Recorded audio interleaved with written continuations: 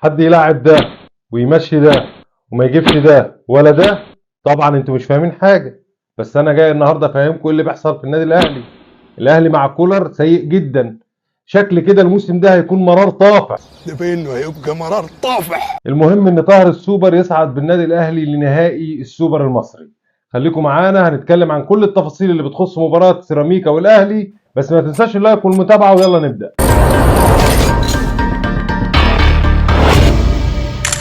هو مرار طافح، اسمع مني انا، هو مرار طافح على الكل. بالمنظر اللي احنا بنشوفه ده مرار طافح على الكل.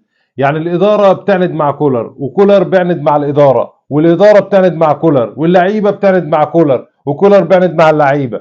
ايه اللي بيحصل في النادي الاهلي؟ ايه المشكله اللي بتحصل؟ لا في لعيبه بتلعب كوره، وحتى اللي بيلعبوا اساسيين اللي كانوا قاعدين على الدكه والمفروض زعلانين وعايزين يلعبوا اساسيين ما بيلعبوش كوره، وبرضه اللي انت مشيتهم ما جبتش لعيبه زيهم كاداره. ايه المشكله؟ ايه اللي بيحصل في النادي الاهلي؟ يعني كولر هل هو بيعند ولا الاداره هي اللي بتعند؟ لا، في مشكله كبيره في النادي الاهلي في الفتره الاخيره.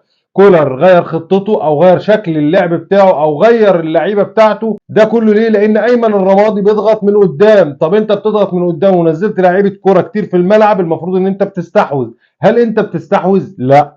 هل انت بتضغط؟ لا. هل انت بتعمل بيلد اب بالكوره؟ لا. هل انت بتضغط وتاخد الكوره من غير انذارات؟ لا. هل انت بتهاجم؟ لا. هل انت بتلعب على الهجمات المرتده؟ لا. امال انت بتعمل ايه؟ انت ما بتلعبش كوره، انت بتلعب لعب شوارع من الاخر، لعب عشوائي. لا انت عارف الكوره رايحه فين ولا جايه منين. اللي تيجي لك الكوره طفشها وخلاص. واكرم توفيق كل ما الكوره بتجي له بتحس ان في قنبله او شايل قالب طوب تحت رجله مش عارف يتصرف فيه. وكريم ندفد اللي ربنا بلانا بيه. يعني انت مشيت ديانج وسبت اكرم توفيق وسبت كريم ندفد، والمفروض ان هم اصلا بيلعبوا كوره.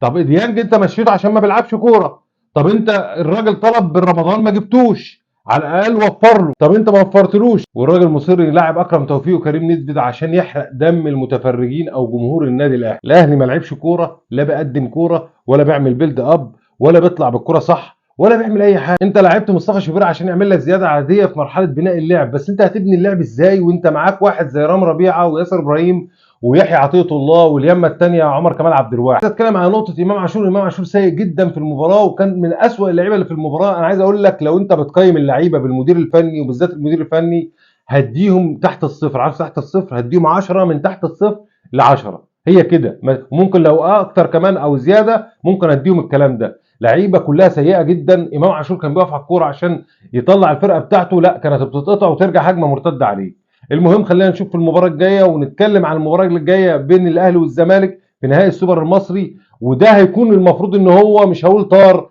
المفروض ان هو تحدي جديد المفروض الاهلي يكسبه. لان الطار ده لو احنا بنتكلم على الطار هم اللي اليوم عندنا طار، لان احنا كسبنا خلاص نهائي القرن، وخلاص المفروض هو ما عادش فيه نهائي زي نهائي افريقيا، لان اي نهائي تاني مش هيكون زي نهائي القرن. خلينا نشوف المباراه الجايه هيحصل ايه. كان معاكم محمود الجندي، ما تنساش اللايك والمتابعه، بشكركم.